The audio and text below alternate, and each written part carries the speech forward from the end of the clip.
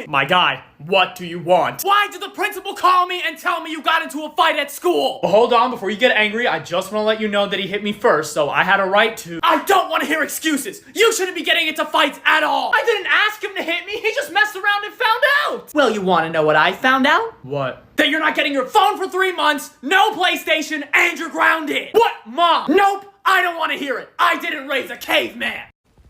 Simon! Whoa, never heard Dad do that before. What do you want? Why did the principal call me and tell me you got into a fight at school? Alright, I know that you're mad, but I just want to let you know that he hit me first, okay? Oh, really? Yeah. Did you win?